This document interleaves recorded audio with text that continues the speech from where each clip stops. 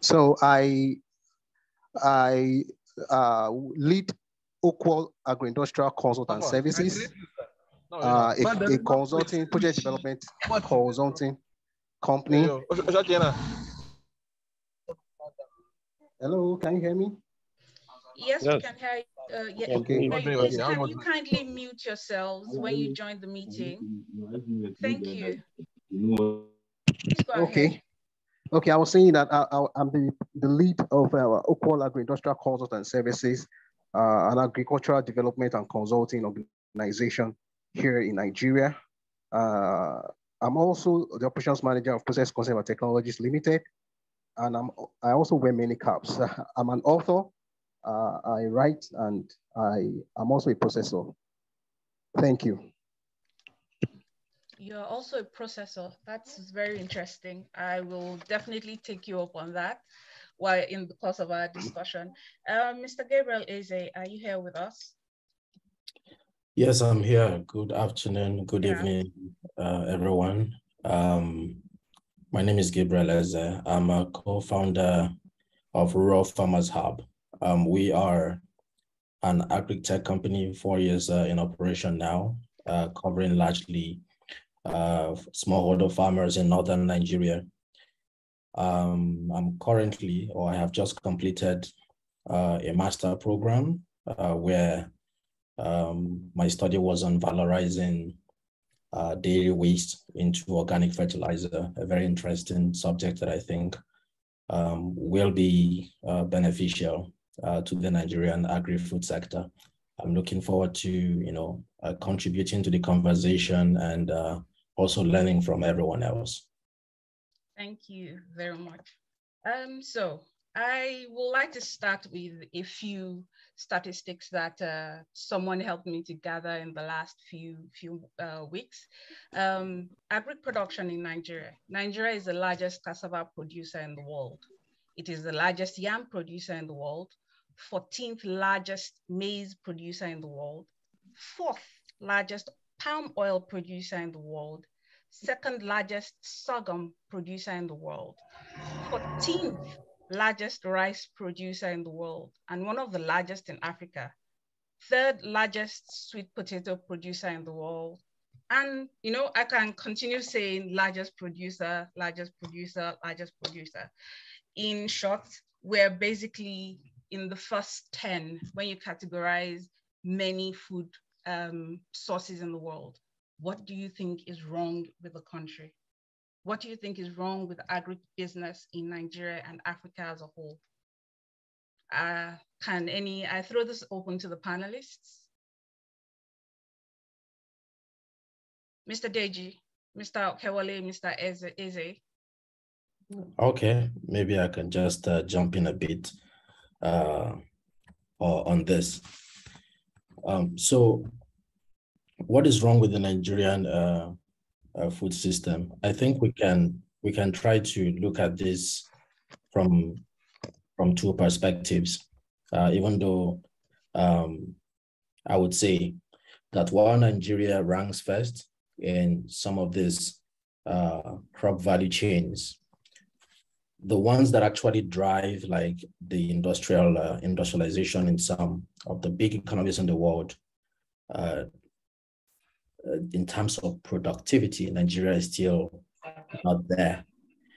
And the reason why I had to introduce like this angle is because as it stands today, it is still cheaper to import some of the crops, some of the important crops in the industry into Nigeria than to buy from the local market. Matter of fact is that if, let's say with the current price of maize, the global current price of maize, if the farmers in Europe decide to sell at half the market price, they can still outcompete the farmers in Nigeria. Because if you look at the 2020 data for productivity of maize, as an example, I was just having lunch with a Turkish academia, and he told me they produce about 30 tons per hectare for maize. And this is just for his village. If you look at the continental average for Africa, it's about 1.2. This is 2020 data by FAO. If you look at Asia as a continent, is 2.5. Europe as at that year, continental average is 4.0. So we are producing food, but the gap between where we are and where the top 5 or top 10 or whatever, or where the top other players are, it's a gulf. And this is something we need to address, productivity. There is also the angle of post-harvest, sometimes pre-harvest loss. Maybe on the pre-harvest side, I could say things like insurance are not there for farmers to fall back when they have one bad season. And really what it takes for a smallholder farmer to recede to poverty and never farm again is a flash flood, it's some fire, it's some theft, it's some communal crisis. One of these things pushes these farmers to sometimes not farm, and this is something that can be researched. The reason I mention this is because most of this food we produce in Nigeria, around 60%, if I'm correct, 60, 70%, are produced by these smallholder farmers. If they are not able to secure their jobs and save money, we will still be in the top 10 or something. But the gap between us and the guys who are leading, apart from cassava and a few other ones, which we're really doing good, this gap will still exist. But regardless of that, the other post-production activity, like value addition, is still an area where we are lacking. So while we may be doing so well, we are not getting the highest possible value from the activities, and our farmers are not shielded from the uncertainties that comes with farming. I think this is the problem with the agri-food system in Nigeria. I yield the mic.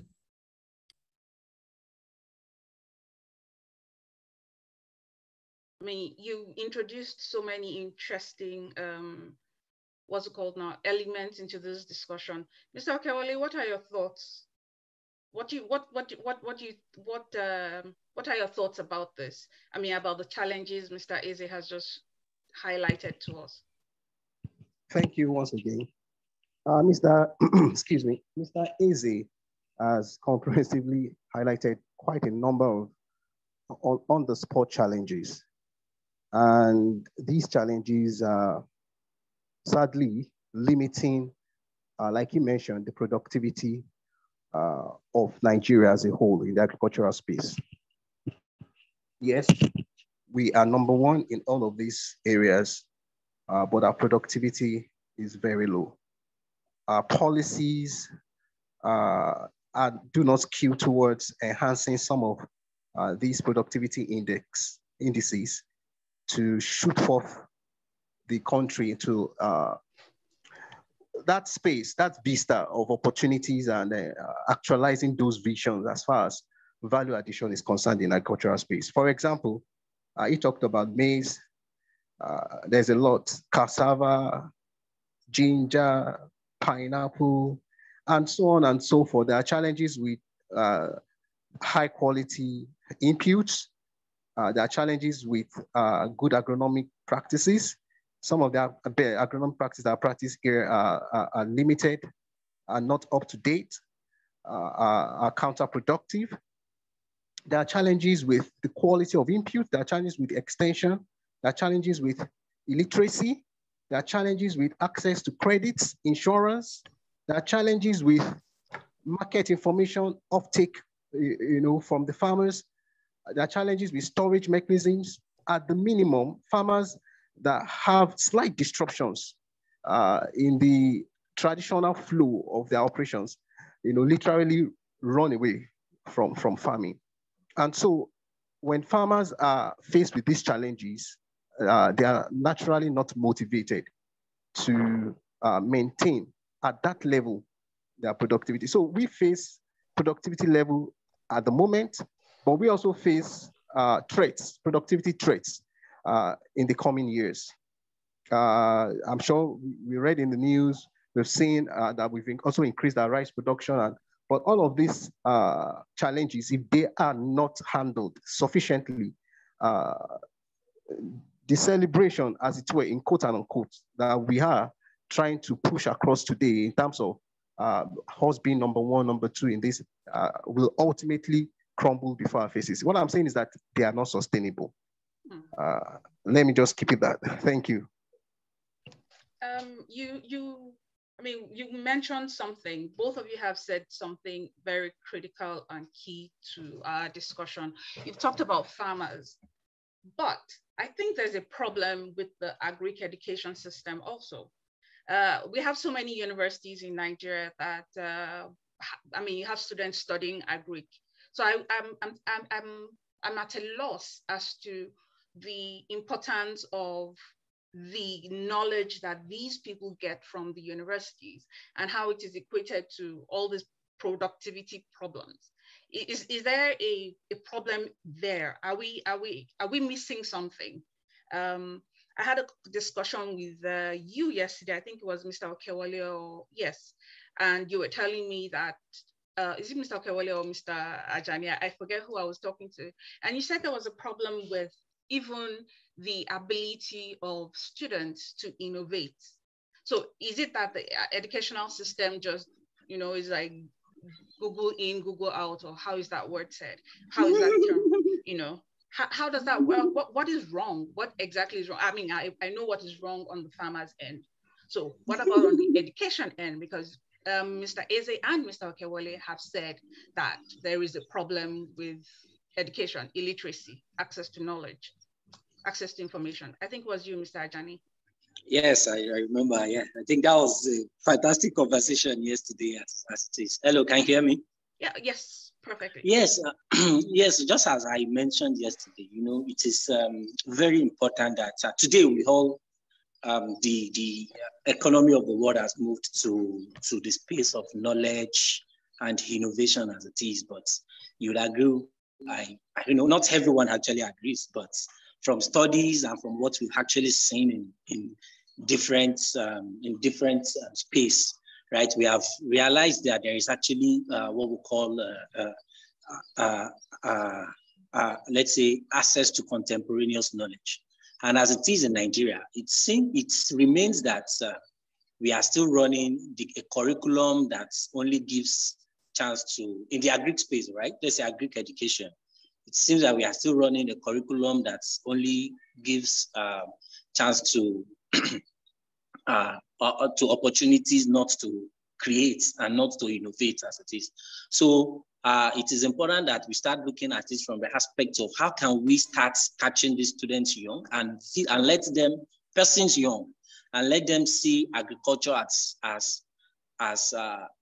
not just a means to survive, right? But a big means to business, right? So for us, even at Opolo Global, what we have also been championing is that we need to bring things as agric.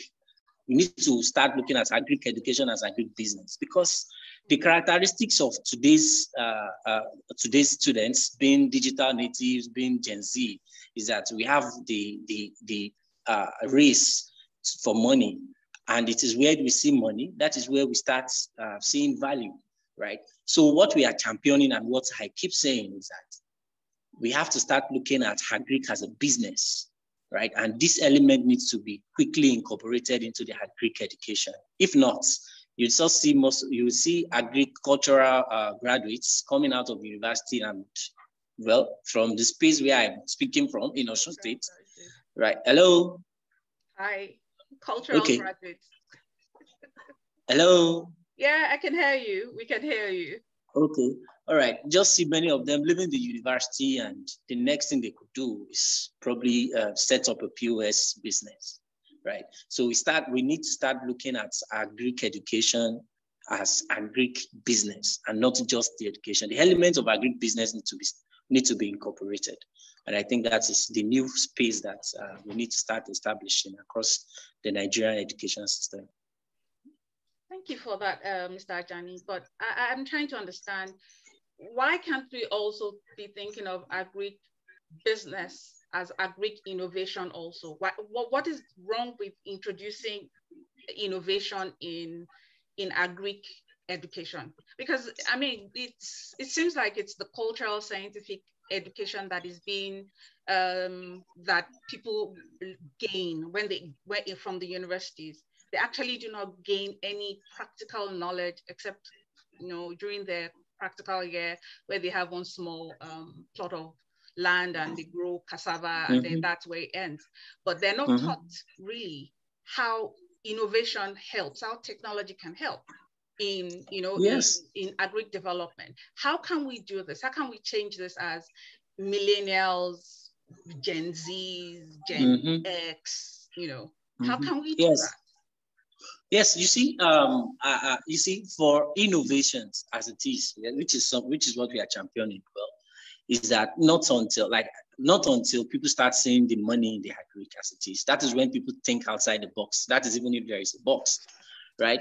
You see, so for these youngsters to innovate as it is, to think innovation around agriculture, you have to let them see the big money at the end. Today, we are proud in the African space, we are proud of a lot of unicorns, right? In Nigeria, we have about 5 unicorns as it is. But the truth is that for you to get to that particular stage, to innovate to get to that particular stage, you have to see the bigger picture, which is business. Once there is a business feature in it, naturally people will innovate. People will think outside the box.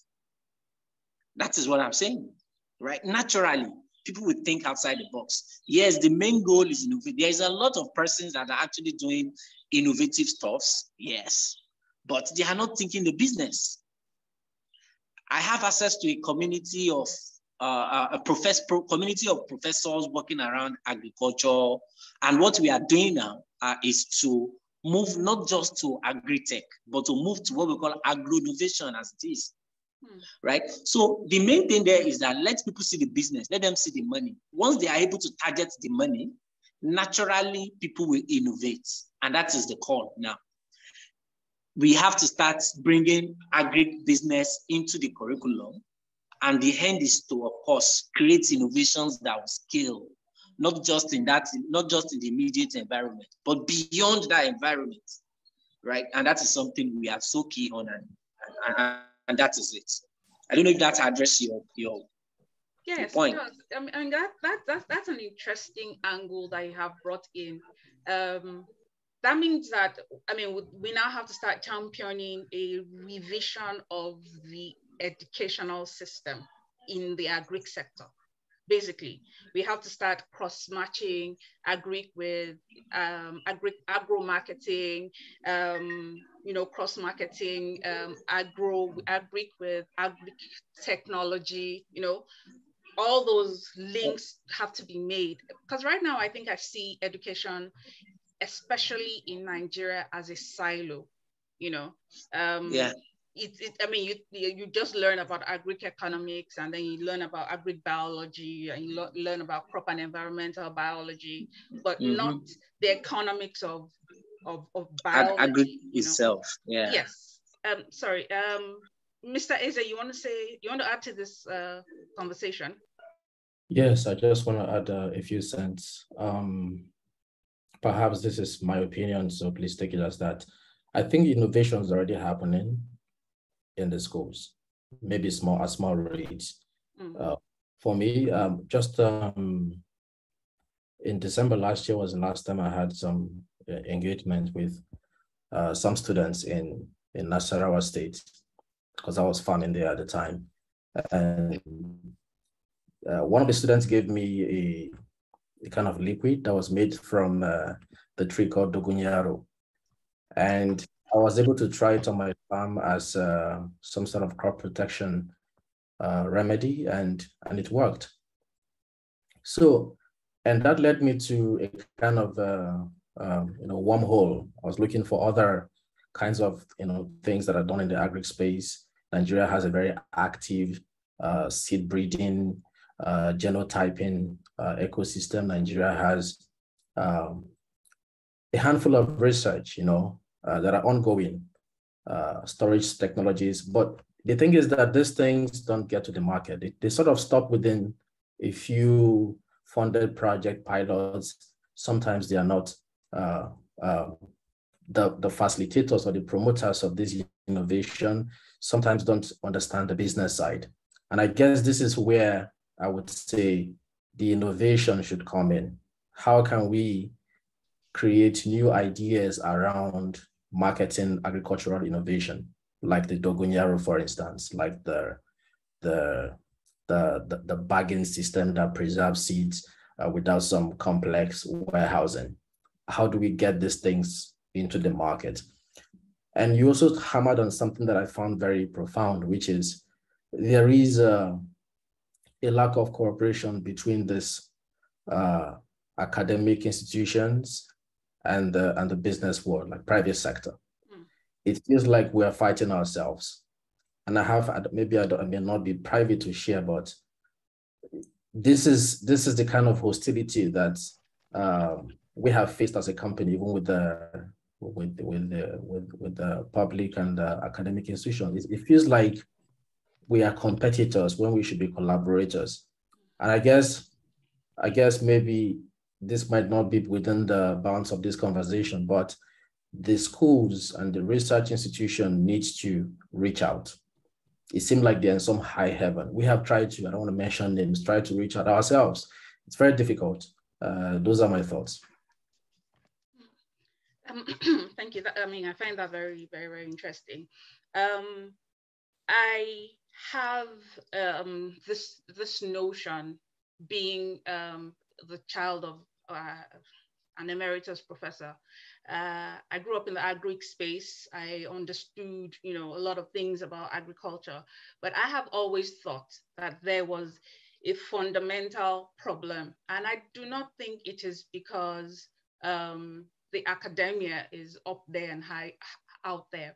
I think it is more of the problem of ASU strikes. They spend more of their time fighting the government, trying to get their entitlement. So they really have no time to focus on what the real things are. And what are the real things? That's impacting knowledge, co-creating with the business sector, collaborating with even their students to do the right things, which is, impact on, give them impactful education, impactful knowledge. So like somebody was saying in the chat, I think there's a professor talking here that, that he does not think that the issue is agric-education is not being taught as a business. He's been in the university system for over 20 years and an advocate. He has been teaching this process and is involved in agric services. Says that entrepreneurship is not a compulsory part of all Nigerian universities. Innovation is already with us, but we do not have support to drive our innovations. We have to depend on research grants as lecturers, but they're not sustainable. This I agree with. The triple helix model is not being fully incorporated. Thank you, Professor Ade Shokpe. This is very insightful for us. We know that, yes, there's a problem with the enabling environment. We know that the government is not doing much. After the 70s, the government practically abandoned the agro sector in lieu of petroleum products, because that was faster in bringing in income. However, I think that we as a nation, we've been taught that agric is dirty and lowly, and but there are people actually making money in the downstream, turning flour into bread, becoming caterers, bottling all sorts of things. However, the upstream of agric has a big problem. The midstream, which is processing, also has a big problem. And you were talking about the fact that there are quality seeds there. But how do people get access to these quality seeds? Where are the quality seeds? Agriculture is not something that we all talk about. There's a seed system. There's the agro-production. There is the what's it called, the harvest and post-harvest problems. There's the agro-processing problem. All these value chains have problems. They're all broken. You and I, as people in this sector, I'll call you all outliers for being here. How do we come together to try and build the bridges, in this broken sector? Mr. Ajani, I will really like to hear from you. Hello. Mr. Ajani, are you there? Okay, Mr. Okewale, are you there? Can we hear from you, please? Yes, I'm here. Yes. Hello. Thank you. Interesting conversation. Okay, I think Mr. Hello. Ajani is back. Yeah. Okay. Yes, I was just trying to settle my network. Sorry, I missed the last part. Hello. Yes. Okay. Yeah, I'm saying, how do we bridge the breaks in the what's it called, in the value chains?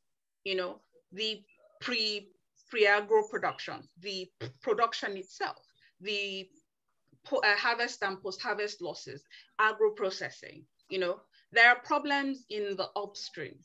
The downstream, I think, they're made up of mostly SMEs. That is a different problem in itself. But the upstream, how do we work to help ourselves? What do we do? What can we do? I mean, you are part of the what's it called now, hubs where people can talk and come and bring their ideas and get some kind of funding. But seriously, what can we do? People are talking about the triple helix model not working.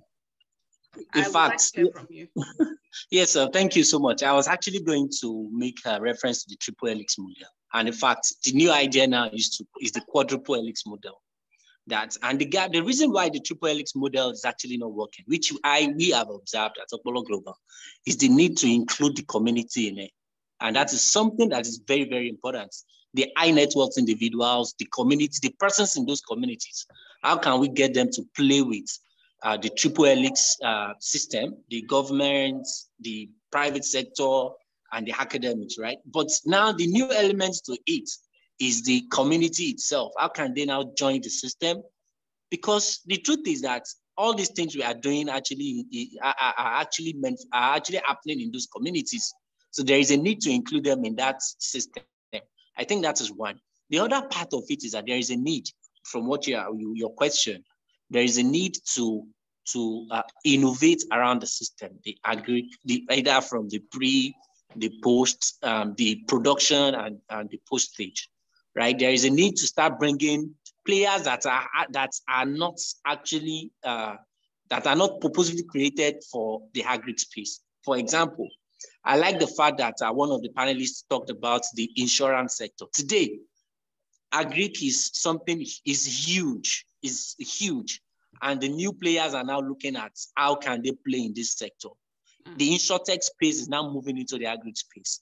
We have a startup, we have incubated a startup that is working around this new space. And I know for sure we have the likes of FarmSpeak, you can check it up. We have the likes of FarmAgro.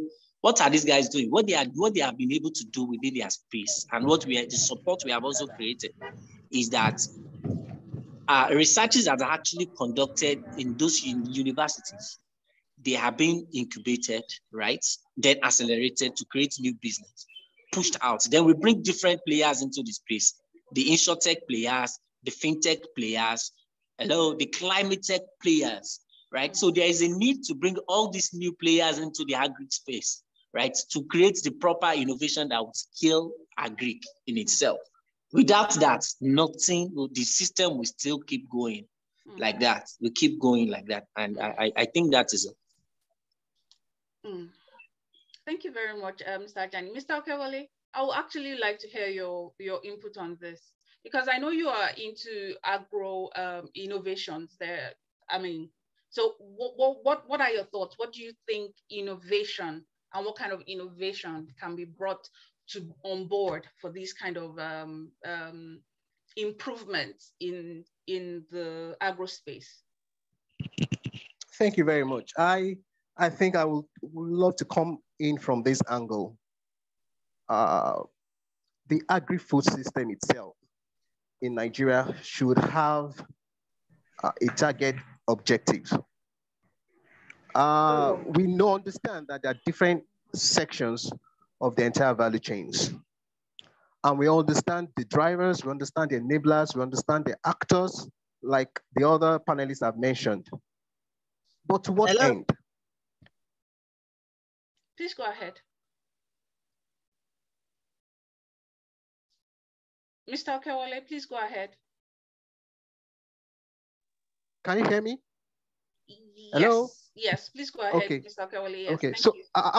okay, how I was saying that I think it's important for us, in addition to all of these things, we understand the enablers, we understand the drivers, we understand the actors, we understand the SWOT analysis of the agricultural space in Nigeria. But beyond that, I think it's important for us to holistically look at to what end is all of these things? How do we grow the nation? How do we impute value into the entire system for sustainability and for profitability? Now, profitability is speaking to the business part of it. Sustainability is speaking to the innovation part of it. Mm-hmm. Because at the end of the day, you realize that it's a whole lot of, more or less like a web.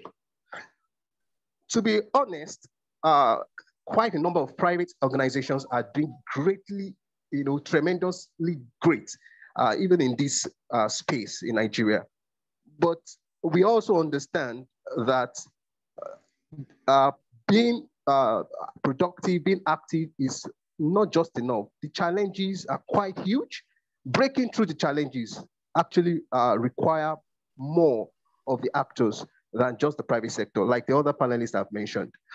But beyond that, also, I want us to look at what are the solutions that we want to bring. For example, I know quite a number of, I'm sorry to say this, but it's the truth, of agri-tech companies that had issues and they had to fold up.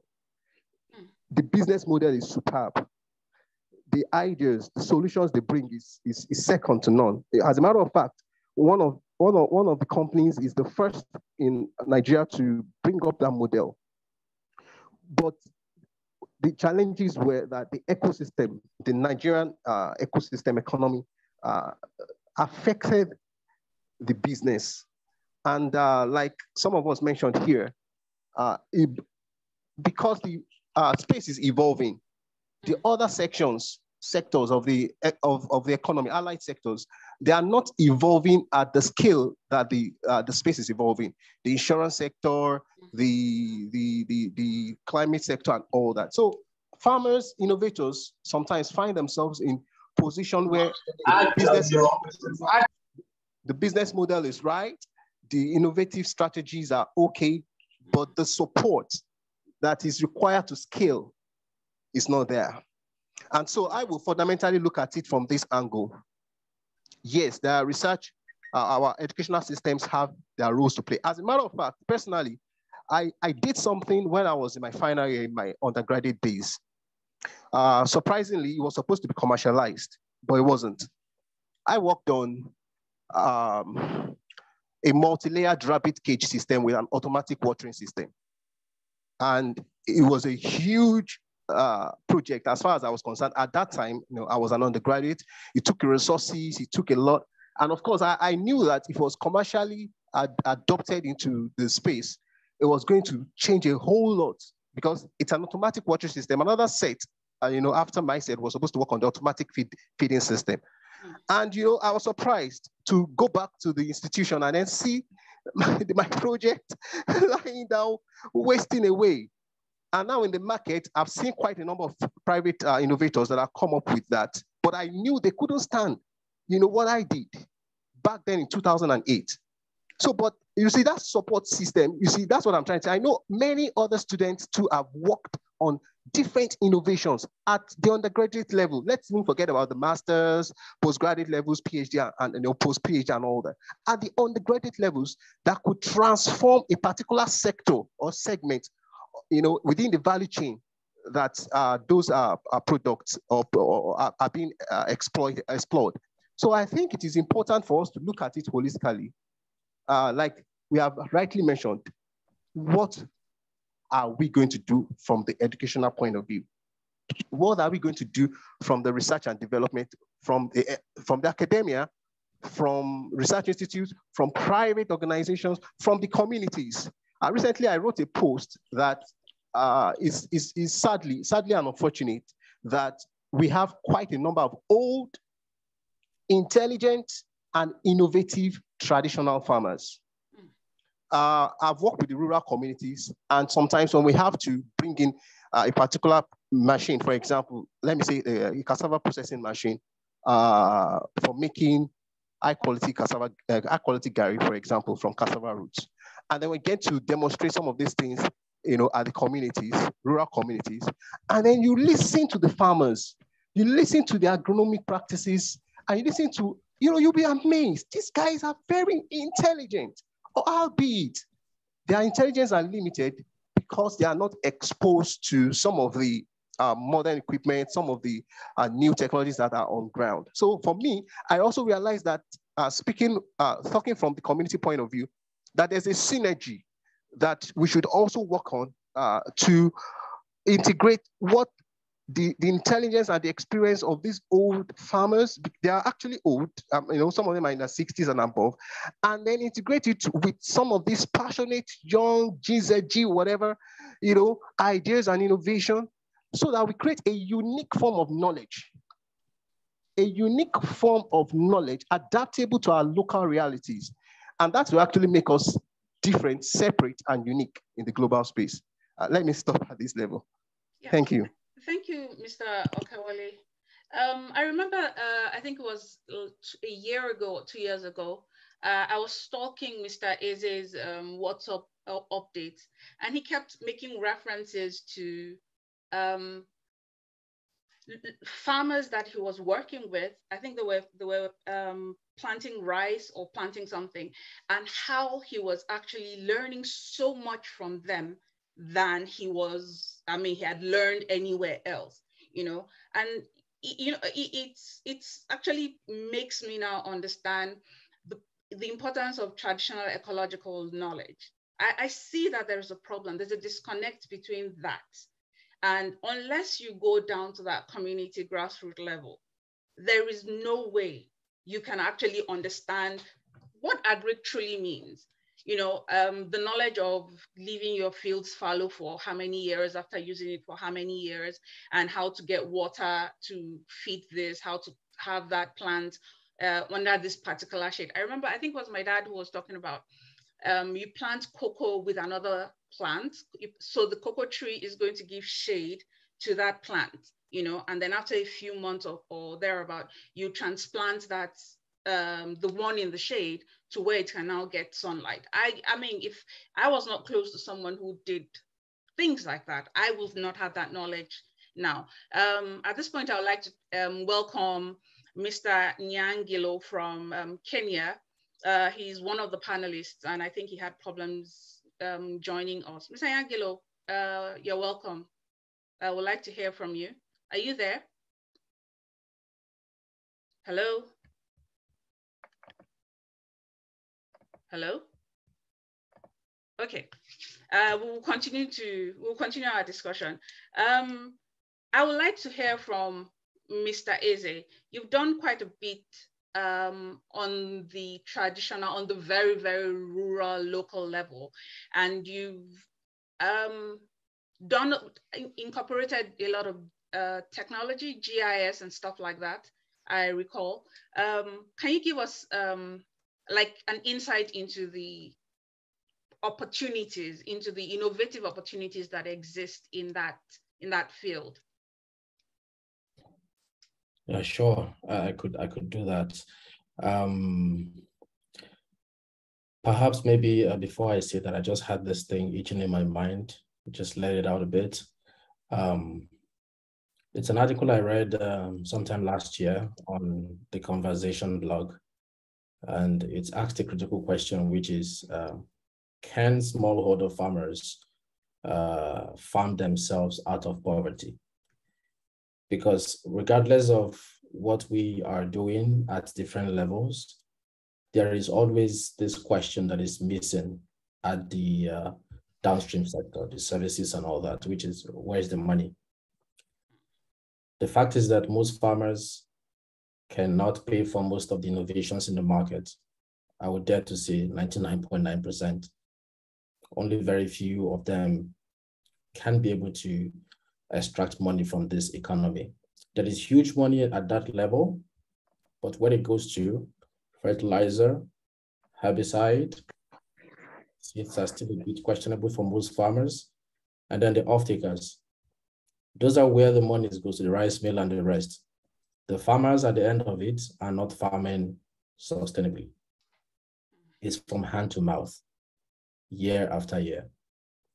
So we need to address that question. And for us, we think that smallholder farming can be improved in one way, but the long-term approach will be contiguous farming, fixing the land system and incorporating contiguous farming in that light. So essentially, all the small farmers could merge into a model farm and can be cultivated as an enterprise. That way, the economics of production can be optimized and they can actually have money saved at the end of the day. With smallholding, the odds are heavily against them. But I will talk about how we are, using technology to try to address some of these bottlenecks with smallholding. The first one is the soil quality. And these are decisions that you have to take pre-planting. Before that, I think most smallholder farmers themselves don't even know the size of their farm. So how do you calculate for productivity if you don't know the denominator, the underlying unit under which you measure how you're doing? So we have been able to get a lot of farmers to know their farm size and begin to see how they can reason in the light of productivity. So that's one. So the second one is the soil quality. The pH level of a soil has damaging consequences in how, at certain range, damaging consequences in how things like fertilizer perform, And in a case where a farmer does not know if his soil is closer to the upper range of the, optimal pH level, when they're applying fertilizer in the rainy season, it shoots up to the alkaline stage and becomes a problem, and they say the fertilizer is not working. Meanwhile, the problem is a pH problem. And a pH problem can be fixed without buying anything. You could get rice ash from the mill and apply that, or any liming material you can get to apply a couple of weeks before planting to correct any anomaly in the pH. Some of the farms also have excessive organic matter, which also kind of translate to excessive carbon in the soil. Every crop, I suppose, have optimal ranges that they need to operate, and most farmers are not aware of this level of these things. The other one is soil nutrient availability. It's one thing to have nutrients in the soil, all the macro and the micronutrients. It's important for it to be available. And a combination of these available nutrients and organic material can improve the chances of cation exchange, which are other parameters so lots of things here that farmers are not privy to, and you could blame that on education, or you could blame it on the services that already provide this information to the farmers being too expensive for them to afford. So what we are doing is we are seeing how we can, in our little capacity, process this data at scale, as opposed to using laboratory in situ analysis. We use remote sensing, not exclusively, to be honest.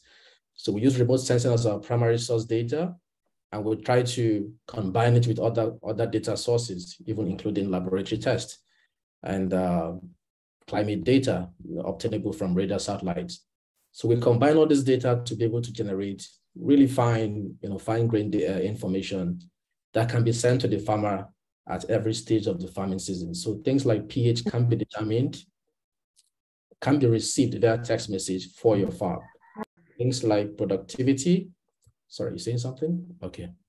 Things like the nutrient availability, how much parts per million of K or P, how much kilogram per, how much nitrogen is available in the soil. Those things can be known. So you can do two things. One is at least advise yourself if you can actually get value for the money you are putting in. Because if your soil has low levels of all these things, it's a race against the bottom. The second thing is that you can also calculate how much fertilizer you need for an expected yield. So with data, farmers can begin to have some level of predictability in what they can expect and not just leave it to God, which is what is prevalent. So Rural Farmers Hub have this suite of mini apps we merged into one called Capture, where once you upload your farm geo-boundaries to the software, it can do all this analysis. Now, it is not the holy grail, far from it. But we can essentially claim that this is the first aid for most farmers who cannot afford other means of getting this information. We have done this in the last 4 years for over 25,000 farmers. We have trained, or to some extent, trained up to 100,000 farmers across 10 states in northern Nigeria. And we are very open to working with all the academia, not all, but the ones who are interested, who want to add more value to how this thing works, who want to help scale it, give it more credibility, test it. We have an open pilot window for any academia who wants to take this and put to test and come up with their own conclusions. These are the things that we are doing and will continue to do. Thank you, Mr. Eze. Basically, this is like agric extension services that you're providing, but in technological form. So this is actually a service that universities, I think, should take up for those in the agric extension educational capture. Someone just asked, what app is that? Okay, so it's called Capture. Is there a link to it? Is there, yes, the contact information of all our panelists will be made available on our LinkedIn page. So if you want to get in touch with Mr. Eze to find out more about this app, please reach out to look out for his information on our LinkedIn page. Speaking of which, I recall you just said something now about them being able to get ash to help increase the value of their sector. I'm sorry, of the soil, right? I would like to think that that is a semblance of the circular economy of different of something. So I would like to come to the circular economy of agri-products right now. Mr. Okewale. Yes, I'm here. Thank you. Yeah, when we talked, I think a few days ago, yesterday, we were talking about the circular economy of agri-products and opportunities for innovation in the circular economy. Who was it? I think it was my research assistant who basically actually helped me to understand that there are more products out there that can be used, that the circular economy is very, very, very, very wide. So can you give us like a little bit of insight into the circular economy sector of agri-products, of agric-waste, for example? Okay, thank you very much once again.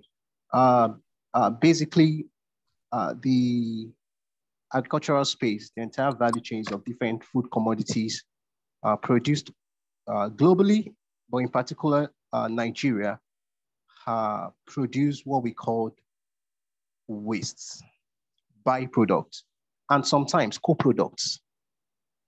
The fact that you intend to bring out a particular product from a crop does not mean that other products are not going to be used for something bigger than what you intend to extract from that product. So we have wastes, we have byproducts, we have co-products. So why do they call them waste? In recent times, circular economy has, when I mean recent times, I mean in the last 50 years, thereabout. And increasingly, circular economy has become bigger, wider, with more attention drawn to it. And it's simple. What this means is that every sector, as far as the entire value chain is concerned, they are linked, they are all linked together. One output can actually become an input in another sector or another part of the value chain. Mr. Eze mentioned using hashes, to neutralize the pH or to alter the pH of the soil. There are many other bio waste from production. For example, corn, maize. We have the corn leaves, you have the corn stalk. So it's not just about the fruits, the maize grains itself, the husk that houses it, the silk.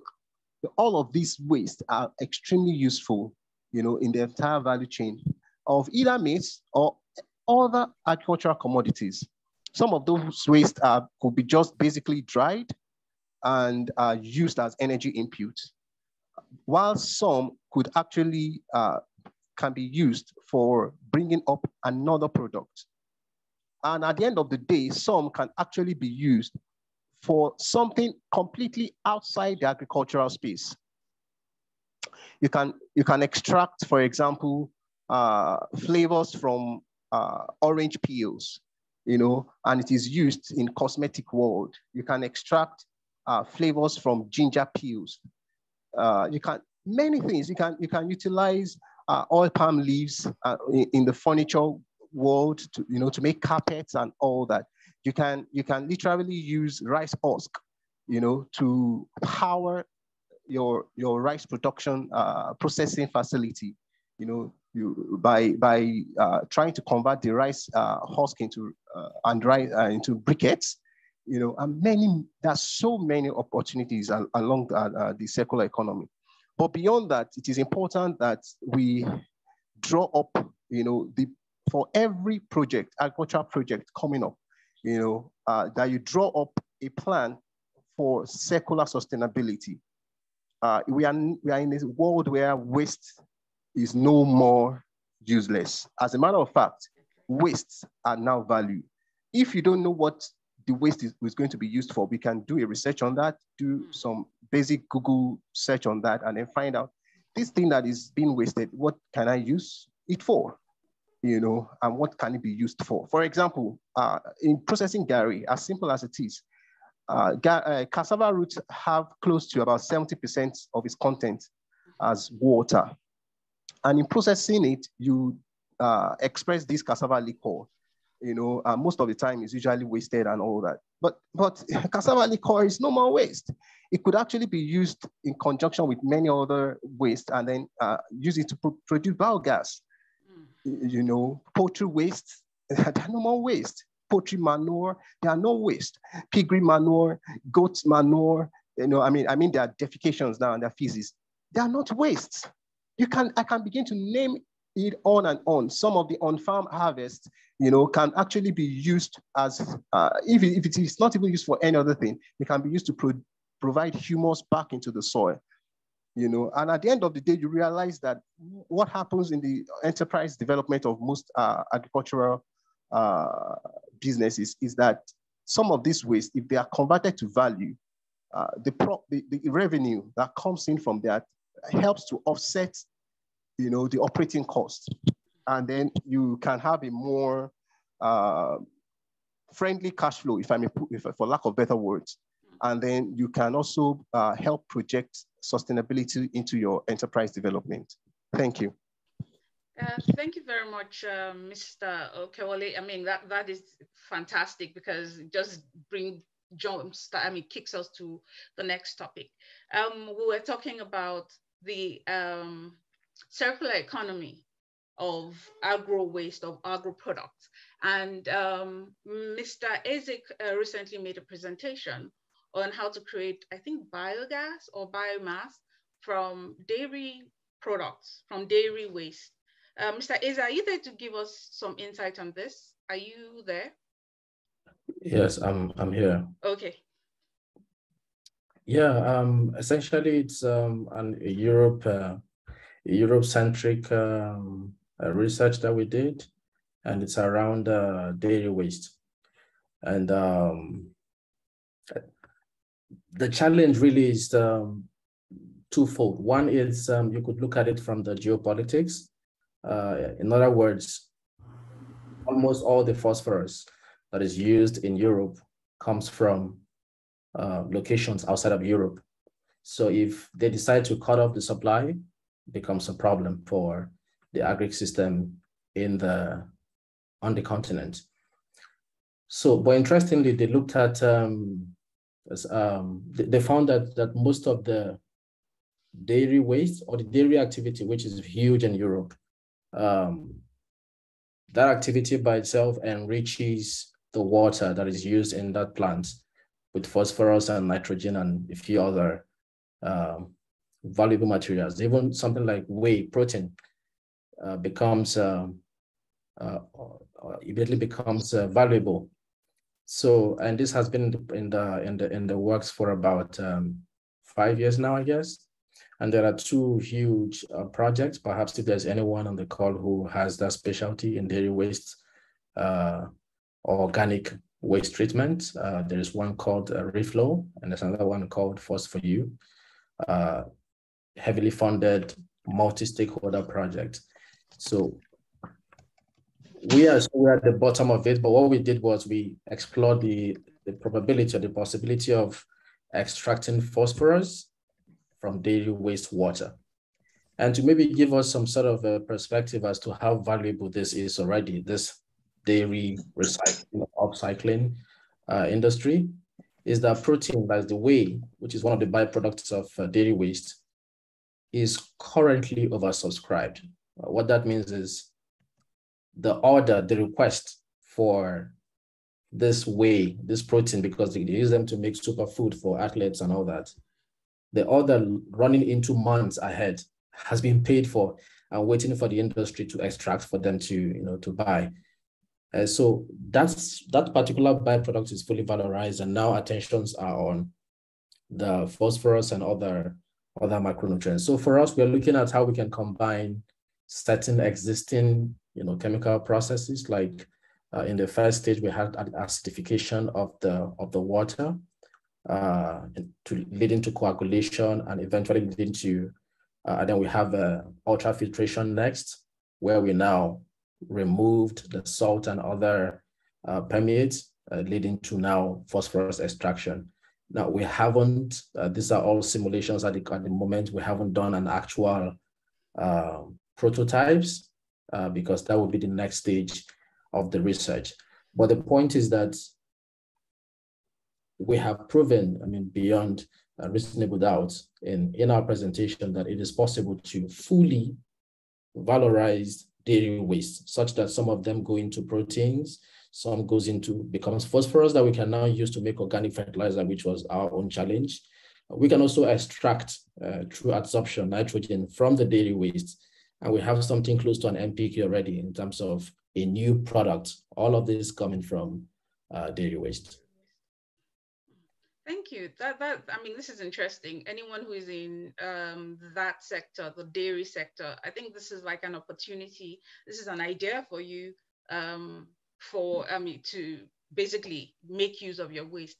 I was informed about a certain piggery farmer somewhere, I think in Ogun State, who actually now produces her own energy.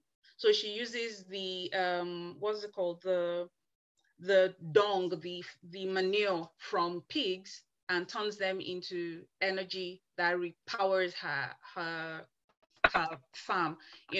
So the circular, right now I would like to say that the circular economy is as important to the design for circular economy, let me put it like that, is as important as the design for any farm product. And I think this is one very important thing that we need to start including in agri-education.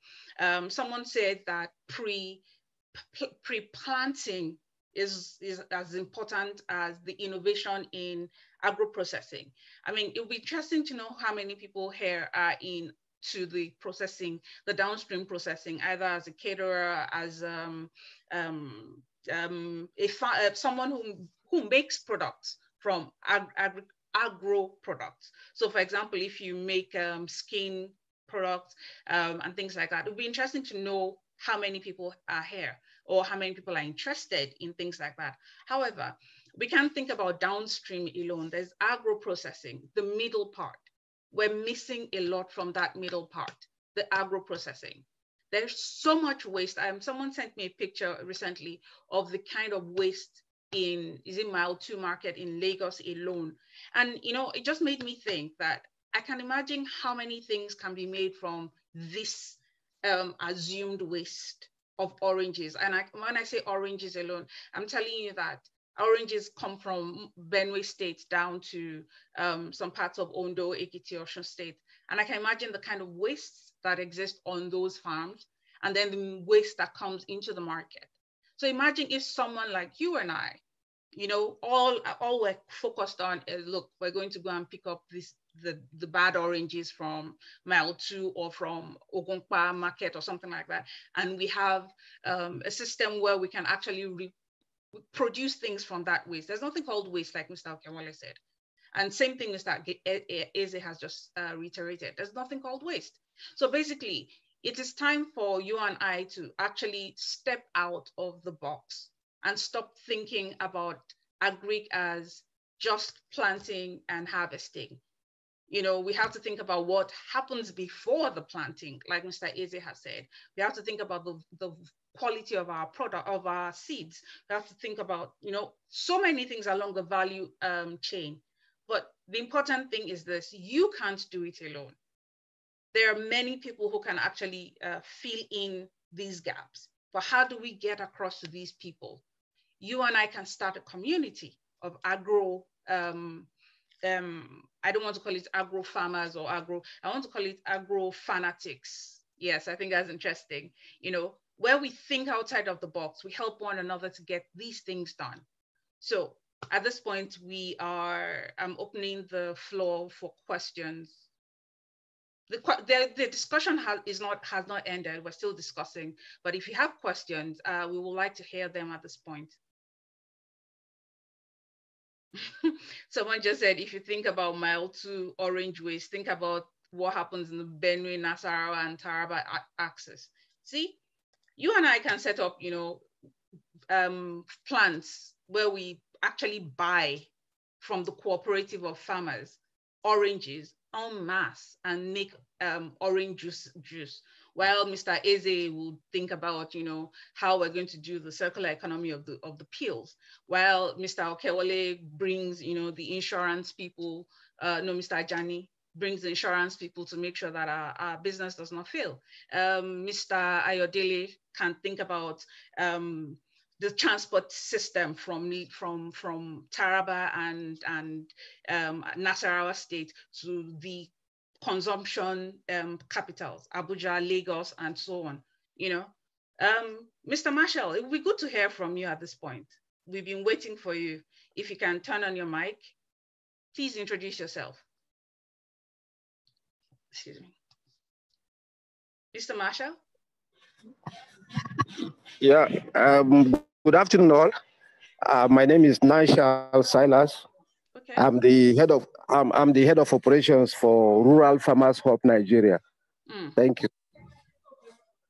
Do you have a question, Mr. Nanshal? Not at the moment, but okay. The question will come up in the next 5 minutes. Thank you. We will wait for your question. Thank you very much. Thank you very much.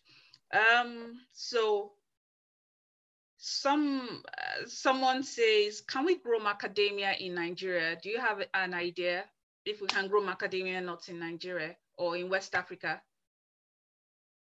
Can we? Yes. Yes, it's possible. Okay. Sorry, it's likely possible, but I've not seen the seed down here in the north because can you introduce yourself, Mr. Chukwe? Sorry for that. My name is Chukwebuka Nwankwo. Okay. I'm an environmentalist. I'm also a tech enthusiast. Currently I live in Jalingo, Taraba State. Okay. So yes, if you can't get the seed, it can be planted. Do we have the environment for? Of course. Yes, the state I live in has the third biggest landmass in Nigeria. Okay, so when I mean land is like it's begging to be planted upon, you would not understand what I'm telling you. And the biggest issue is that the youth of the communities don't even want to plant. Some of them just plant for what they just need. And then there is like a whole lot of land you can even purchase for like farming season, 2 hectares, 3 hectares. Nobody's actually asking you what you want to plant. It's all left for you. But the biggest problem is if you actually want to go into agro business in terms of making it a livelihood, that's where the problem is. Because one, going to get the pH level, like Mr. Eze has been talking about, knowing your pH level, knowing how exactly to use some of these technologies. These technologies are not small money. Because I remember there was a company in London, one of our Nigerian brothers staying in London that wanted to link me up to a GIS company. But after we did the evaluation for the cost and everything, I just found out that it's something that I could not afford.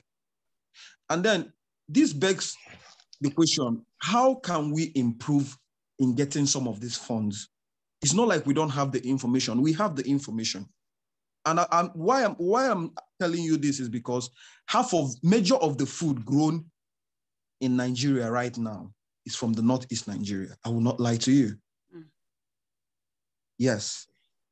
Many of the legumes you eat, where honey beans, brown beans, white beans, any of them is from Boronu Meriguri. Okay? So goes for the wheat in some parts of Yobe State. Now, if you're talking about rice, many of the rice mills that you see in Ebonyi, Enugu axis, all get their products from where? Taraba State.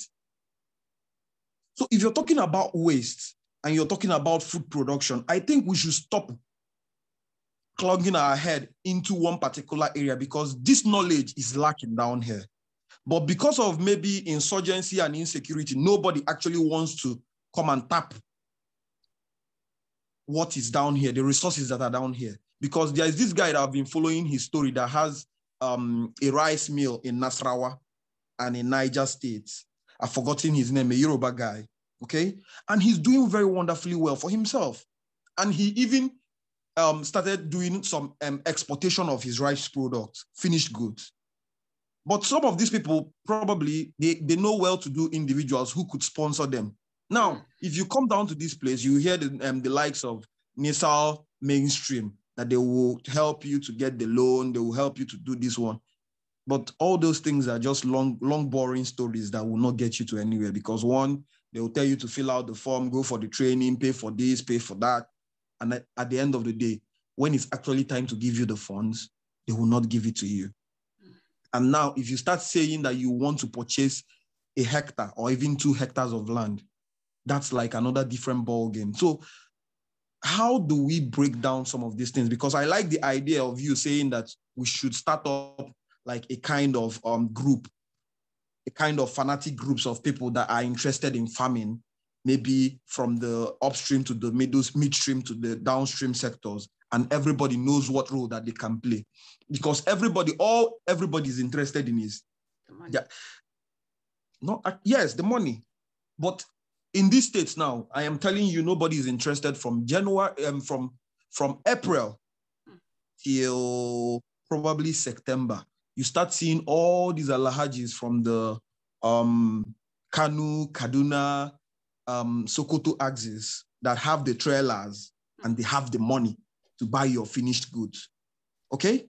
Now, all they do is buy whatever is in the market and they have the money to spend. You could imagine if someone could move almost 10 trucks every week from November till January, every week. If you want to understand what I'm telling you, go to the green market in Kanu. And then you understand the height of what I'm telling you. There is money in agro business, but it is more of like a monopolistic market right now because one, you don't have the funds to get into it. You don't know how to get the funds.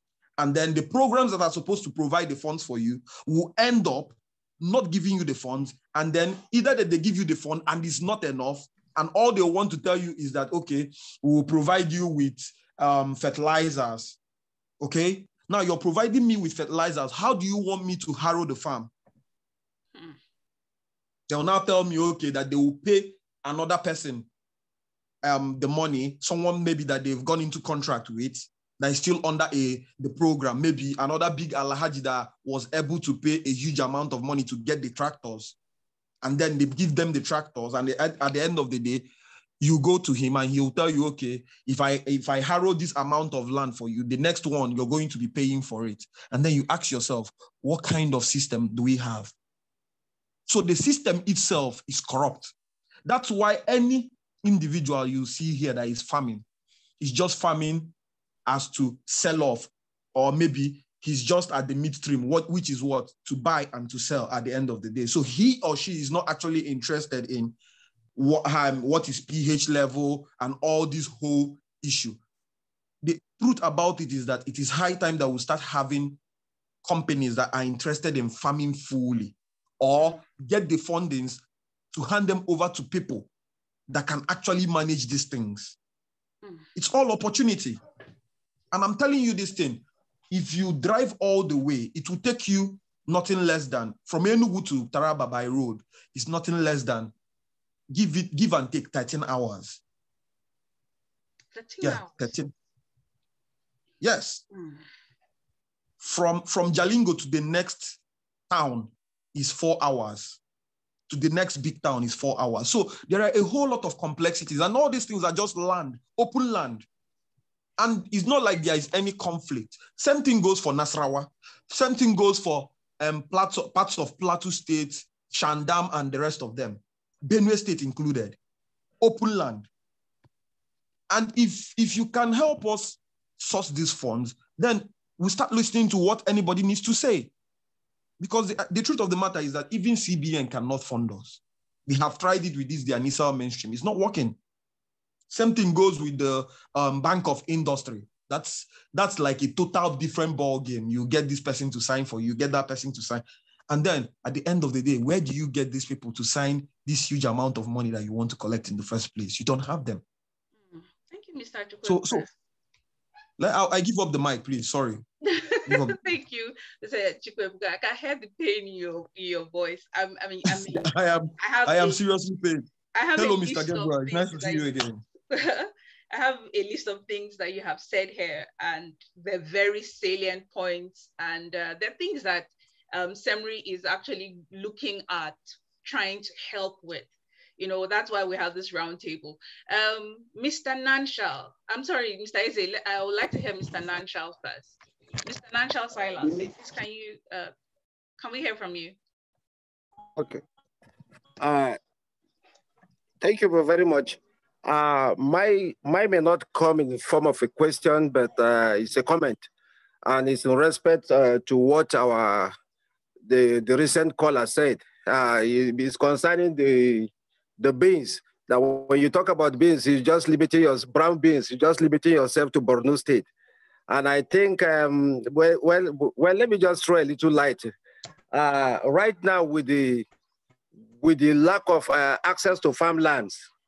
Lack of access to farmlands in most communities in Borno State, despite agricultural activities have started picking up, you still see brown beans in the market. Where is it coming from? It's coming from Yobe State. It's coming from Yobe State. Yobe State is beginning to take the center stage to take advantage of this situation, to be able to look at how best their farms' lands can be utilized to cultivate this crop. And that's why you keep seeing brown beans. So let me say like 70% at the moment, though Borno has the capacity to produce more, but it's because of the pockets of insecurity here and there. So at the moment, Yobe State has taken over. Thank you very much. Thank you for that, Mr. Nanshal. Mr. Eze, you were going to say something? Yes, so I will try to be brief as well. Two things. One is there there is still a huge security challenge, and Nansha just kind of pointed it out. The land is there, but in some of the key areas where food is being produced in Nigeria, there are significant security threats on the lives of the farmers, and we should not downplay it. One of my neighboring farmer, he was killed on his farm because he was trying to protect his farm. At the time, I was a bit concerned because we hear news of theft and cattle invasion on the farm, and it was close to the harvest time. I was personally considering sleeping on the farm a couple of times to secure my investment. Sadly, this man lost his life. He was burned. These threats are serious, and we should not downplay it. The second thing I wanted to say is on access to finance. Government will always be government. Getting funding from there will always be difficult.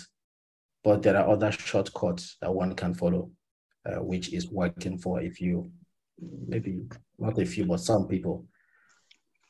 The NISAL funds have some priority access, from what I know, to organizations like REFAN, Rice Farmers Association of Nigeria, and other government funds as well, gets this priority privilege to some of the major association, and playing at that level and increase your chance, because they will cluster them into, like, on the state by state level, and even at the state level, certain small groups. Not everyone gets, but it increases your chances to access that money if you are in one of those associations and are active about it. Don't get me wrong, those associations are heavily political, but it trickles down one way or the other. The other way is contract farming, and this can happen with as simple as a small rice mill in your community.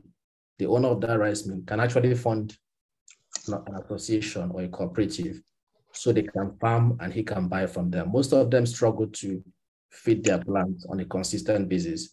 That's another very low-hanging fruit for raising money for farming.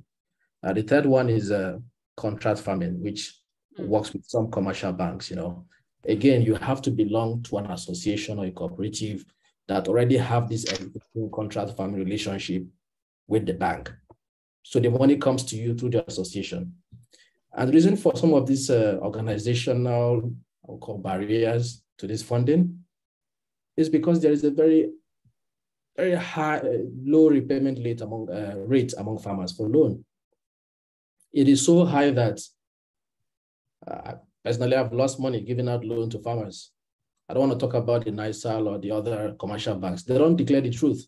Most farmers, once they get this money, they think they say well, it's my turn to share national. The thing is somebody gave you money to give to them and you want to borrow it to them. So it's important that, and we need to also ask ourselves, why are these money sources, why are they hesitant to give money to the farmers? It's because most farmers are not following some risk mitigation strategy in the farming. Sometimes they can do pretty well, but if you look at it and you ask questions, it's a bit of luck. So farmers need to have predictability in the farming system. This is why we advocate, and all those funders advocate for good agronomic practices. It's not because they want to teach you something. It's likely because they want their money to be secured. And if you don't listen to data of your farm, for instance, you fall sick, what do? You check your body temperature, you go do blood tests, you do all kinds of, you want to get data to make informed decision. The doctor perhaps want to do that. The difference between a human being and a crop, there's no difference. We're all organic things. We need to use data in our farming work stream. And until we can do that, access to finance will continue to be a problem. I quite agree with you, Mr. Eze. Someone just asked a question. Can you give an insight into the potential of artificial intelligence in the different stages of the agric value chain? Sure. For instance, the data we get from the satellite, we cannot use it the way it is. Someone has to process it. The easiest way to do that is to import it to a GIS platform like QGIS or ArcGIS and do the processing. Now, this is useful if you are doing it for yourself. If you want to do it at scale, basically taking any random farm from anywhere in Nigeria, processing it and giving outcome, you will need some sort of software solution. Artificial intelligence comes into that bear. So with AI, you can be able to analyze disaggregated satellite images, extract the multispectral, richness of it, the values, and then use that to post-process and then give out advice where necessary. So that is one.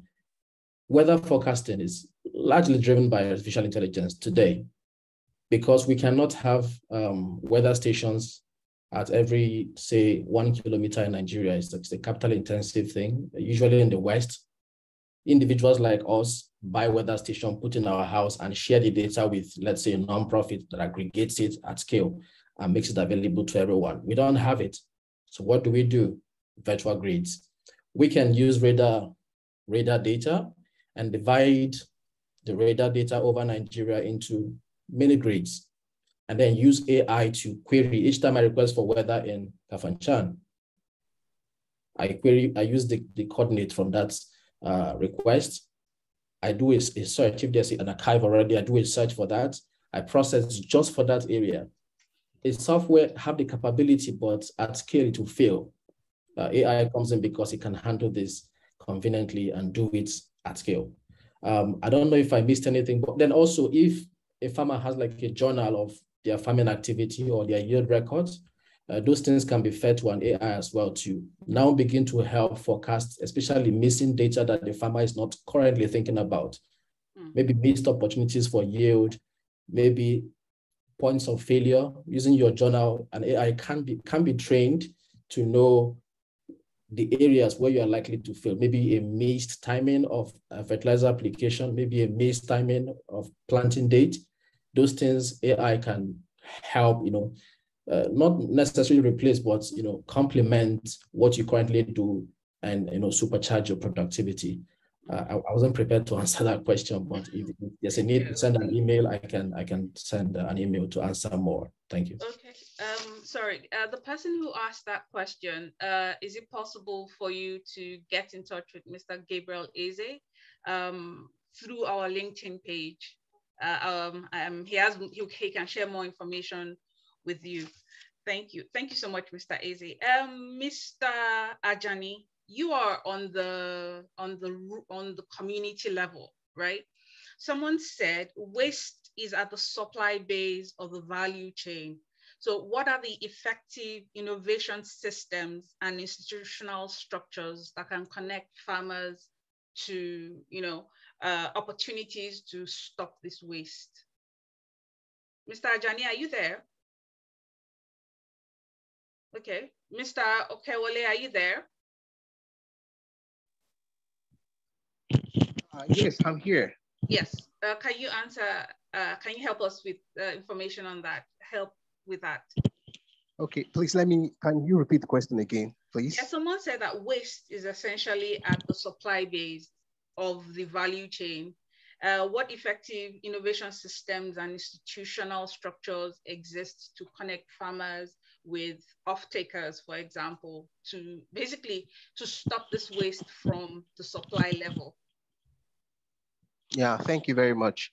I would answer the question from the experience I had with a friend of mine who is more active in the vegetable supply and value chain in Nigeria. One of the things he told me, and we're still working together actually, I'm just partnering with him at the processing end of the project. What he told me was that waste, to reduce waste, as far as Nigeria is concerned, more of the waste are being experienced in vegetables, fruits and vegetables. So he told me that they have discovered some researchers have come up and realized that some of the waste experienced are as a result of the variety of the seeds or the products. For example, some tomato varieties have huge amount of water content. Tomatoes generally, I mean, have over 90% moisture content wet bases, you know, but some actually have more rigid flesh, even though they have huge moisture levels. What that means is that the ones with more rigidity in their flesh are more amenable to processing. Another thing he told me was that from the agronomy point of view practices, some of the farmers wait till those commodities, fruits, vegetables, and probably even other crops, they wait till the time they are fully mature. And in some cases, already before they harvest. Some of those things, some of those products probably would have been harvested a week, 2 weeks, 3 weeks. Understanding, these are just basics. These are not technology. These are just, I mean, experiences.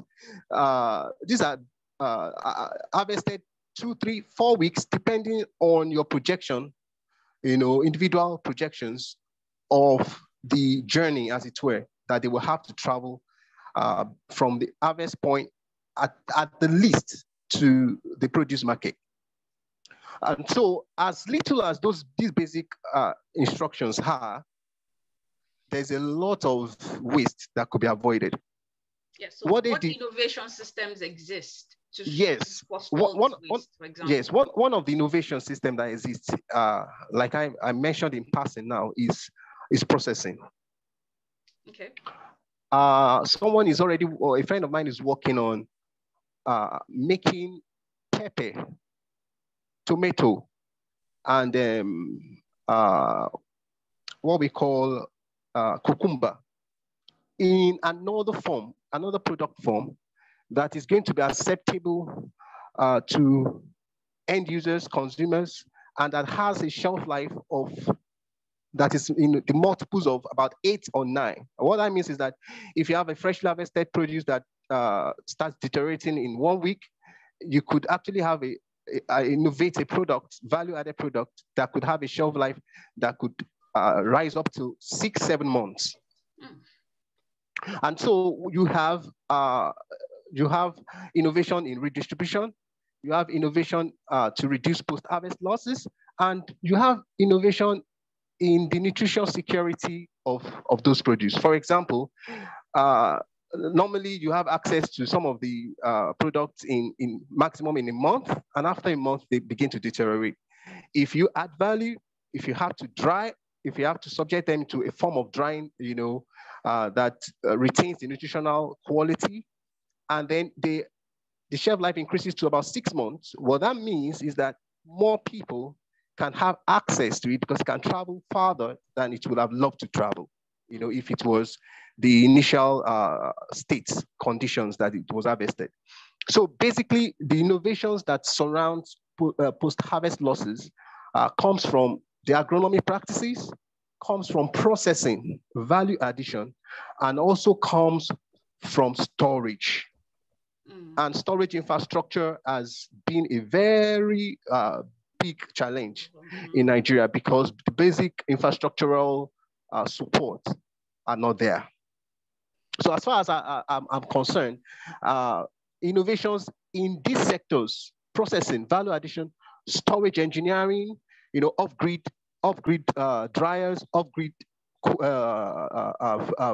freeze drying, off-grid cooling stations, you know, and then processing itself, direct processing when it comes to utilizing equipment, process machineries to convert the product, probably to change the product into something, you know, another form of product, or to basically just reduce some of the microorganism prone qualities to safe levels, you know, to be able to be accessible, you know, and get to the right people at the right time, you know. So innovations in storage, innovations in processing, innovations in value addition, and innovations in agronomy practices, you know, sensitization of these practices to farmers so that they can help, you know, increase the shelf life of these products. So, so that's what I have to say. Thank you. Thank you. That's very interesting, Mr. Okewale. It's something that I would like to speak with you on after this. Mr. Chukwuebuka, please, just one minute. I will have a question for Mr. Eze. Someone asked the question, remote sensing data and applications of remote sensing in the agric sector. How can they access that data and the information? Is it something that they will need to get in touch with you after so you can give them more information, or is it something you can talk about now? Maybe a few words, but the remote sensing data by itself can be considered a big data because the satellite acquired them in very big towers, usually somewhere like 2 gigabytes to 10 gigabytes, depending on the size of the tower. And to process a single image file of that size requires some technical background. So if you have some background in Python, a programming language, then maybe you are halfway there. You can be able to handle this. But you also have to look at the cost of processing it for yourself alone. It might not be sustainable for you to process such data for yourself. The other way would be to use like a middleware. There are a couple of providers that help to process this at scale and then allow people to buy small slices of this. And this is where, even us come in. So if you're interested in that, we have an API service if it's something you want to just get access to. But I must say that the satellite data by itself has some limitation. For example, some of them are sensitive to oversaturation of chlorophyll in the soil if you're in the crop, if you're monitoring for crop health. So there are a few other technical things. I may not be obliged to share over this call, but if you're really interested, we can talk about them over another call. Thank you, Mr. Eze. Someone asked, how can one maximize the orange waste in Nigeria, for example? Do any of our panelists have any answer to that? Besides Mr. Okewale, who talked about processing right now, how do we really stop this? We're talking about a huge, from Taraba to Benue to Nasarawa to Ondo State to Ekiti State. How do we all do this? How do we get this? Is there any idea? This is something that we all have to think outside the box on. Mr. Okewale, do you want to say something quickly? Yes. Let me just say this. Nigeria is a blessed country, honestly. Nigeria is a blessed country. Sometimes when I see some of these things, I'm pained within. The reason is, fine, we take oranges. All this waste can be avoided. Of course, we would probably not have zero waste, but it's going to drastically reduce to a point where we will have to discuss it as a form of an economic problem. Because actually these wastes are economic. The resources, the inputs, the resources that went into producing them, it's a lot. So coming back to the question, we could actually have a mini single strength concentrate plants. What I mean by that is that not just for orange, for almost all the fruits that is being produced in this country. Some of these are Five Alive, some of the orange juices, even Coca-Cola, and some of these brands, what they do is that they import concentrates from outside the country, South Africa, Europe, and then they mix it, they distill it and they mix it with some other ingredients, and then of course with water and all that, and then you have your juice. So what I'm saying is that we have the orchards are here. We could actually have mini or small scale single strength concentrate plants. Of course, they might not come in with the quality of the concentrates, syrups, in form of syrups, in form of some are even in form of concentrated powders from outside the country. But we can have single concentrate plants that will utilize all excesses in quote and unquote of these, because the truth is that as far as these fruits and vegetables are concerned, they especially the fruits, they ripen, they have their season. So they tend to come up so much at that time, and the market itself, the direct consumption market itself, cannot handle the avalanche, the quantity that is being produced. And so at that instance, we ought to have a particular, of course, there will be data, there will be research that can accurately dictate and show that, okay, Nigeria produces so and so quantities of oranges, annually. Oyo State produces these, Benue State produces these, specific to each state, and if possible, specific to location specific. Now, when that is done, over time, we should be able to expect, okay, fine, over the years, your farm is 5 hectares, you produce so number of tons of oranges in a year. What has your experience been like? How many percentage of it goes into waste? And then that will actually inform if you're going to have a mini single strength concentrate plant in that cluster. What quantities are you expecting that obviously will go into waste? Now, when the season comes, how do you aggregate all of them and then process them? You see, when they are processed, apart from you getting them into another form of consumption, they could actually stay longer. So you have the shelf life multiplies. And so that goes back into the policy in the country. We have to find a way, if some of these opportunities are going to be maximized and optimized, we have to find a way to discourage importing concentrates into the country. It's going to be painful. And of course, what we are saying is not peculiar to agriculture, it's peculiar to many, many other sectors, the real sectors of the economy. We have to find a way to discourage so that the local market can actually, people can actually think out of the sweat to set up these things, and at the end of the day, operate them sustainably. Yes, some of the machineries that are being used, for example, by single strength, some of them can be manufactured and produced here, some can't. But the ones that can't, we can import them. Some we can even do reverse engineering, and sustainably be able to reproduce that for the future. So at the end of the day, you realize that the products, the harvested fruits you have is not even enough to satisfy the requirements. While some are consumed directly, some are being processed for fruit juices, for many industries can actually come up.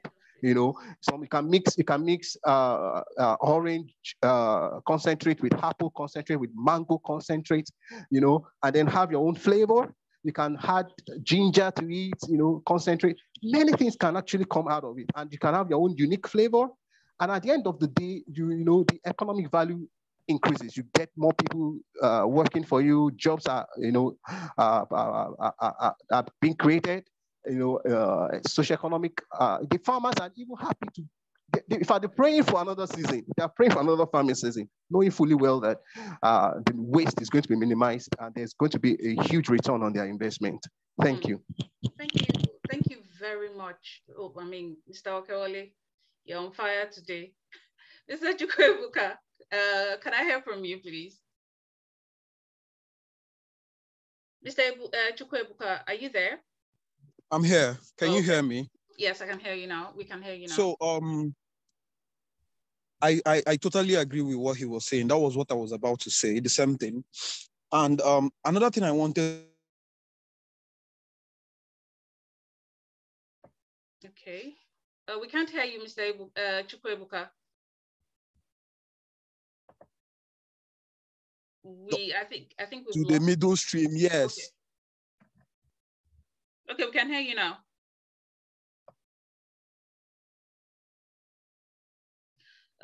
Okay, Mr. Eze, can we hear from you? I think we've lost Mr. Ebuka. Hello, can you hear me? Okay, yes, we can hear you now. So what I'm saying is this in essence. I totally agree with what Mr. Oluwale said, but the truth of the matter is this. How do we connect everyone in the agricultural system? Because if the midstream can count on this amount of produce coming from the upstream, then you know what you're giving to the downstream. But if some of these things cannot be verified, I don't think, because one, electricity tariff, for somebody that is running a cold room system, I have a friend of mine who wants to go into a cold room system, though he started it with just the ice blocking system, but now he wants to go into fruit preservation in respect to fruits only, okay? Now, the cost of electricity alone to power it somewhere down in the east is very, very, very expensive. Very expensive, unless you are tapping into the electricity without the notice of the EEDC or whichever company is handling your electricity distribution.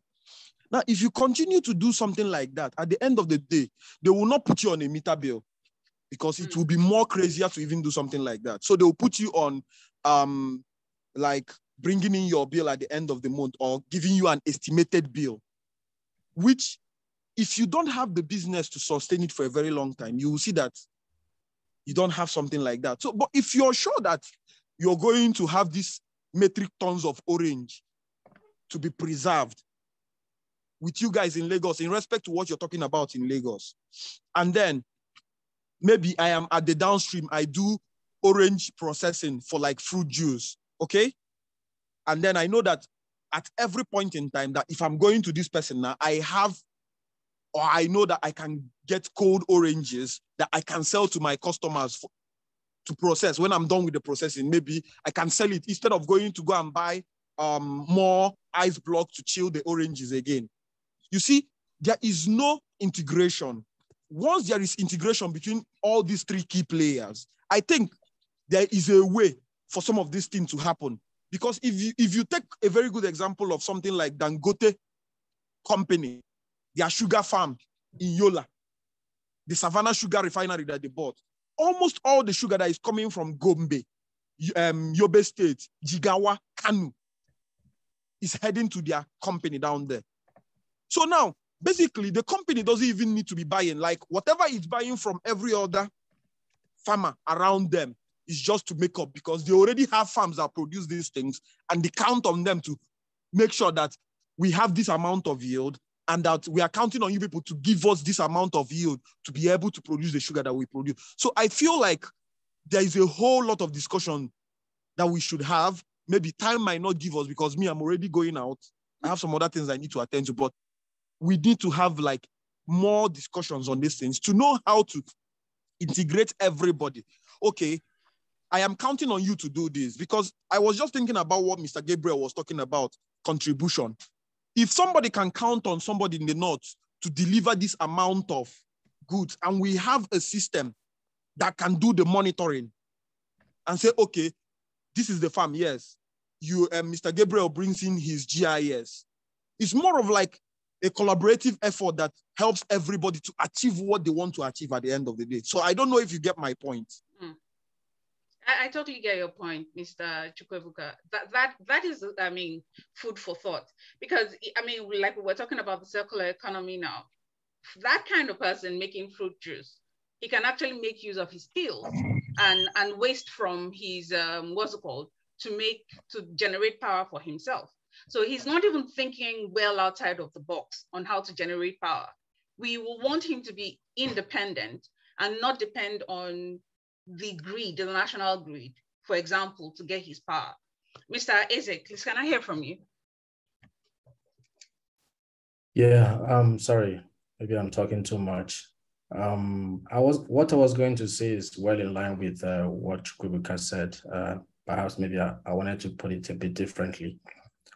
The problem of funding for whether it is production or processing is a market problem. And now you said, I mean, from the phrase itself, it's called the upcycling economy or recycling economy. There is an economic element, and this is where we need to begin to approach it from the get-go. In the West, for instance, and I think most people agree with this, let's use the waste management model that they used. So like, I'll just pick for for Italy, where I'm at now. Most businesses have this 4 boxes, one for collecting glass, one for collecting organic waste, one for collecting paper and all that. So right from the home, these things are sorted so that when they are going out, they can be properly recycled. So there's a system angle to it, but I think it's for homes that have gardening around their backyards, they can use their own organic waste to treat their garden. That kind of system is how we should be looking at things. So to the question around the oranges, I think you don't have a money problem. What you have is a market problem. You have to prove to the investors that there is a market big enough to uptake this. And I'll give you an example. The Dangote tomato processing plant in Kano, when it was first launched, it was taken in supplies. But according to this Bloomberg report I'm looking at, I think it's from last year too, yes, 9 July 2021, it says that the plant can't get enough tomato to run its plant profitably. There is always this threshold of quantity that you need. So even the orange plant that he's doing in Adamawa, if we don't work on our productivity, at some point they can't get enough oranges anymore to do their thing. There is a system problem and there is a market problem. Farmers can only grow more when they have access to capital, and the market wants you to prove it. So if you are going to make juice, show me the numbers that there is a large enough number of people who can't wait to have these oranges already. The money will come. So your first point of contact should be the market. Study your market. If you can properly define your market, sometimes you tell yourself the truth and say, this thing is not going to work because the market is not there. This is my point. This is where we should be approaching agribusiness, whether it is in production or processing. Identify the market, the funding will come, I promise. Thank you. I mean, salient point, Mr. Eze. Thank you for that. One last question someone said. She said, what does circular or bioeconomy mean from the African perspective? Nigeria, for example, the circular economy policy was last updated in 2007. So Mr. Okewale, Mr. Eze, can either one of you tell us from the African perspective what the circular economy means, what the bioeconomy means? It looks like they're being used interchangeably, those terms. I understand them as separate terms, but it's being used interchangeably from the Nigerian perspective. So what do you have to say on this? Sorry, if I may go first. I think I understand the circular economy better than the bioeconomy. And in simple terms, the way I would put it is, a circular economy is an economy where there is no waste. So one waste from one use case is an input or a valuable input for another use case. So for example, I talked about the waste management system from the home level, where you can take all your organic waste and make compost and use them to grow vegetables that you will eat, that will also produce waste that used to make compost and produce vegetable that you eat. That's a cycle. The money that you should have used to buy the fresh, let's say fresh vegetables, or maybe buy farm input for your small garden, you use the waste to substitute that. So in Nigeria, for instance, I think we have a lot of organic waste. Let's use rice mill, for instance. The rice mill produces a lot of tons and tons of organic waste. And I think, I'm not sure who said it earlier, I can't figure out the name, but he said something around making briquettes out of this. Actually, you can make biogas from it. You know, biogas that can be used to run the plant. There's a business model I was working on with a friend of mine in Mina to see how we can use the rice husk to power the rice mill itself. That's a circular economy because you would have used that money to buy diesel.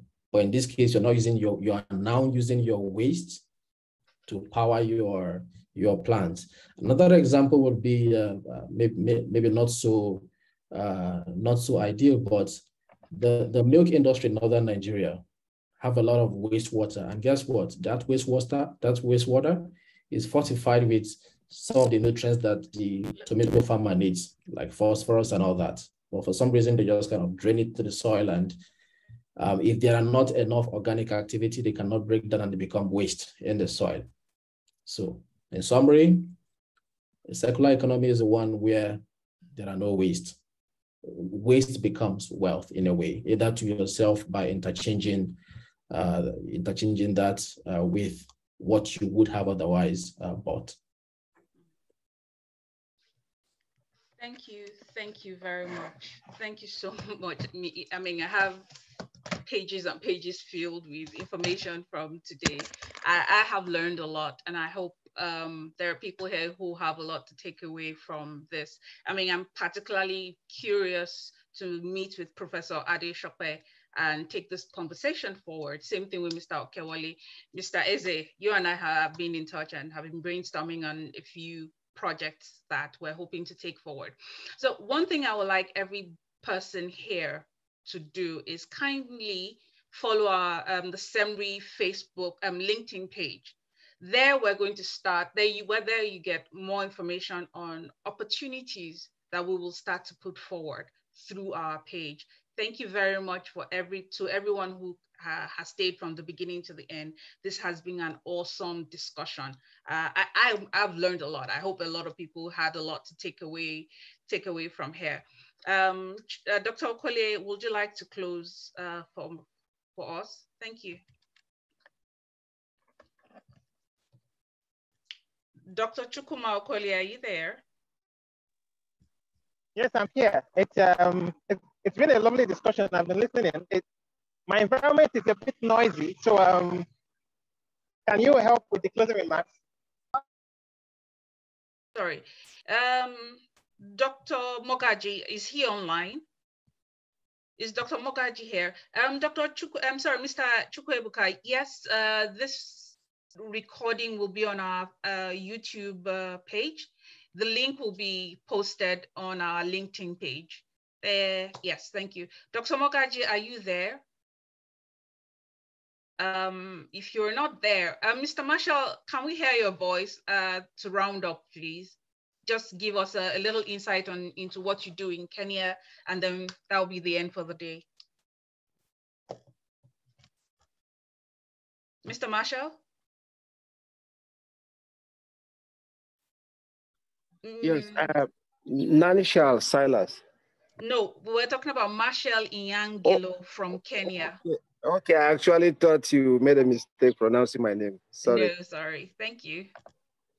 Okay, can I go ahead? This is Okoli. Okay, please go ahead. We can't hear Mr. Marshall's voice. Please go ahead and close. Okay. Thank you very much. On behalf of the executives of SEMRI and all our members, I want to thank all our panelists who have been around today. Mr. Gibeleze, Mr. Marshall Inyagilo, Mr. Oyiwole, and Mr. Dijajani. We are very grateful for making our time to come and do justice to address the topic of the day. It has been a very interesting conversation. I've been following it, and from many of the comments that have been made and the discussion, it has also generated other lines of thought, and hopefully we can have another roundtable or another forum to explore and address more of this. So we want to thank you all and all of those who have connected to today's discussion. SEMRI is on LinkedIn, and we have our social media pages. And the roundtable discussion is actually a monthly event. So every month we host the discussion, and we bring out a varying topics, diverse topics that appeal to a wide array of professionals and experts. So we urge all of you to follow us on LinkedIn and Twitter, and to watch out for more things that are coming up from SEMRI. So thank you very much. we would have our certificates of appreciation, which will be delivered to our panelists. And I believe that there will be more. There will be more coming up soon. We also expect a summary of today's roundtable discussion and the report to be distributed soon. The video recording of the discussion will be sent to all of you via email. And thank you very much. And have a nice day, everyone. God bless you all. Thank you, everyone.